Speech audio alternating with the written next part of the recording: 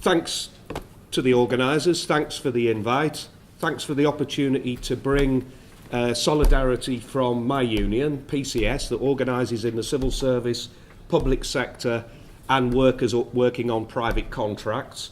And let me just say, in bringing solidarity, word that gets bandied around quite a lot, but I say it not just as a nice idea or some utopian dream. I would point out that in these troubling, divisive times, that solidarity is actually our most powerful weapon against the elites that would seek to divide us. Now, PCS is proud to have supported this, what I think is an inspiring event.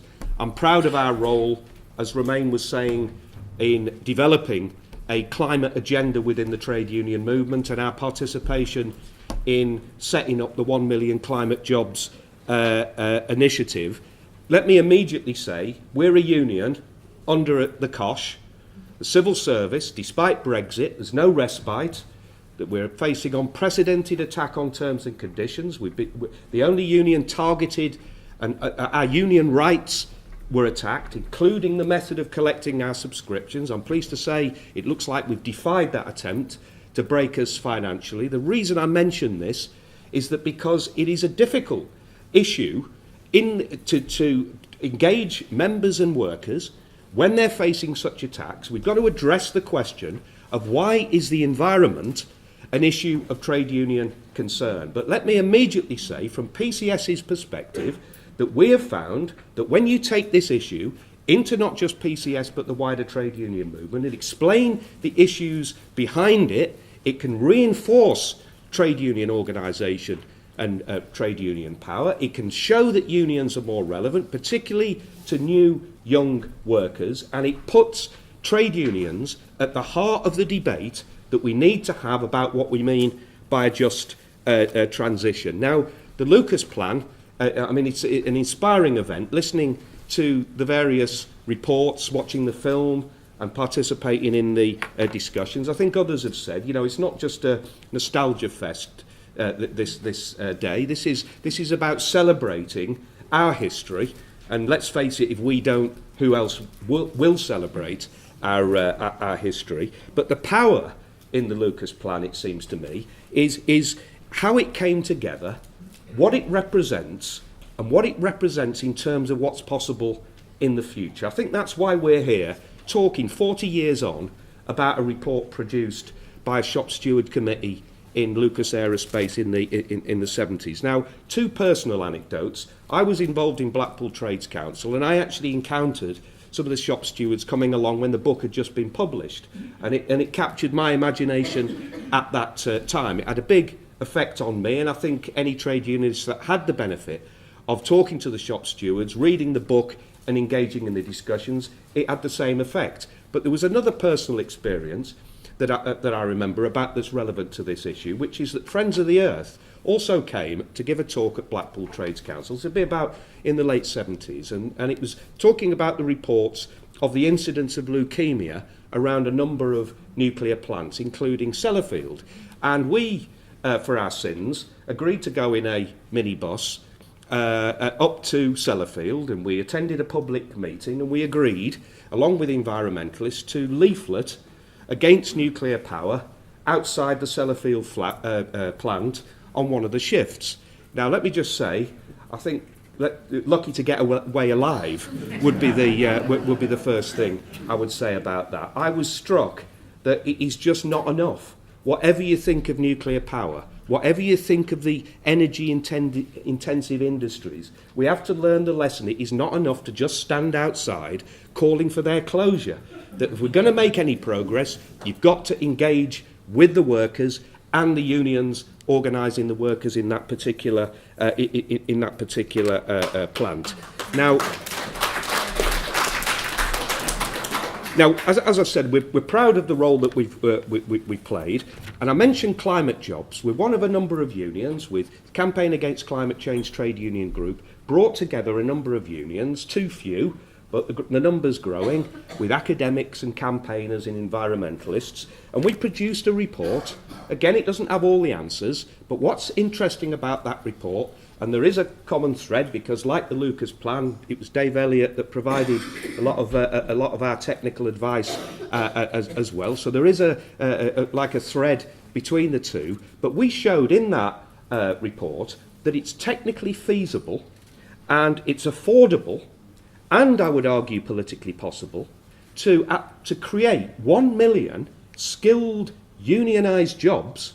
And that's just a relatively small and modest aspiration, and at the same time cut CO2 emissions by 80% over a 20-year period by looking at energy efficiency, insulation of homes and public buildings, retrofitting, looking at mass transit, different forms of transit on a public, integrated, clean basis, and looking to invest in wind and wave technologies in the renewable sector. And again, that was a start, an important start. Doesn't have all the answers, but I think it was another important contribution, a step on the way to developing our working class alternative. But I also make the point that we attempted to address this question: how are you going to pay for it?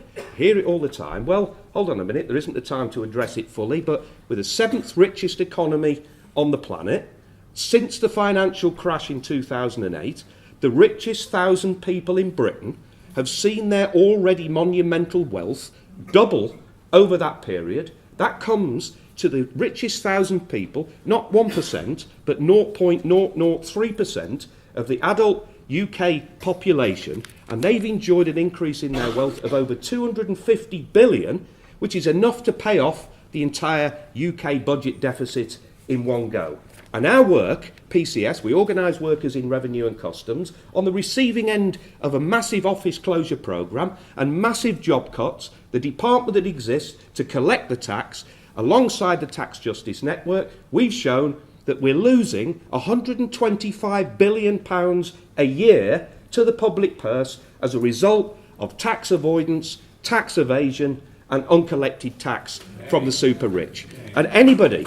And what that shows, I would argue, is it never was, or should I say, it always was and always will be a question of political priorities. It is not about affordability. It is about what priorities we as a society want to give to what's important. Now, the themes...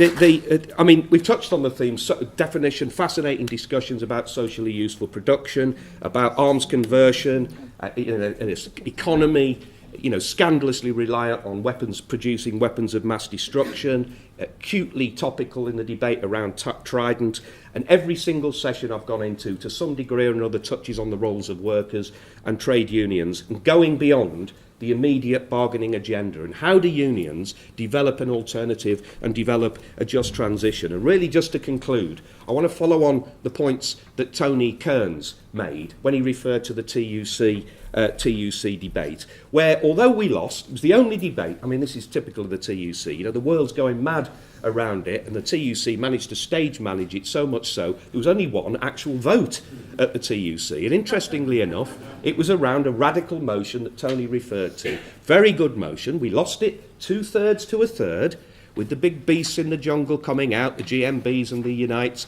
coming out, posing a false choice between job protection and protecting the planet on which we live. They hid, I would argue, in a dishonest way in that particular argument. Now, we raised the question of the outcome of Paris.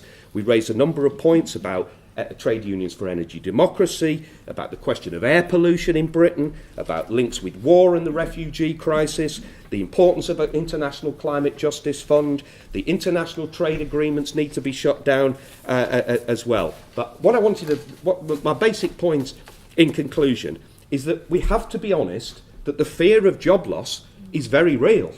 And in those sectors, not least in many parts of the country, and it was reflected, it should be said, in the Brexit vote, the fear of job loss is not a mistaken belief. It is a genuine fear as a result of what's happened politically and economically in Britain in the last 30-odd years. And it's created a view sometimes where workers think, well, climate's a bit of an abstract issue. It doesn't really affect my immediate agenda. It can create an artificial division between the labour movement and the environmental movement. There's suspicions on both sides, and we have to work to overcome those particular suspicions. But if you accept the science, there's no hiding place for those unions that argue that we shouldn't take decisive action on climate change, because the irony is the workers in the energy-intensive industries are the ones that have most to fear as a result of climate change. You see the job loss, job cuts in the oil and gas industry already. And this is an opportunity for the unions to think ahead.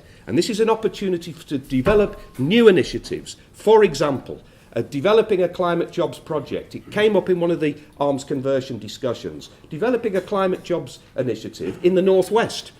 That when we see the direct action against the drilling for fracking in March and April, that we need to use that as an opportunity to say, first of all, their claims about job creation are a myth, but why not invest and use the skills at Barrow, in Wharton and Samlesbury in the arms industries to work with the trade unions to develop the technology and apply the technology for wind and wave power off the Lancashire and Fylde coast. There is a very good concrete example of what we can do to show we're not just against something, but we carry an alternative with us. That it's an opportunity to also make unions more relevant. And there's a bit of a crisis in the trade union movement, but we need to get people to join and to change the unions, to campaign for climate issues within the unions, and we need to develop a just transition. And the very final point that I make is that in so doing, it's got to carry genuine worker protection. The transition has got to place the interests of workers in these sectors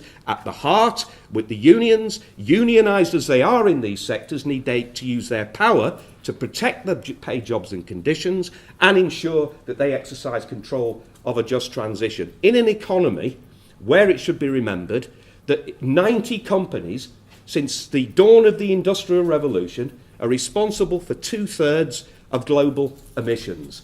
And my argument is that you cannot rely on capitalism to take the action necessary in the time required. It poses serious questions about the nature of the economy. It opens up an important debate about questions of public ownership, and it gives us an opportunity, I think, to convey, to shatter the fatalism that we've been afflicted with for too long and argue that another world really is possible. Thanks for listening. Thank you very much, Chris.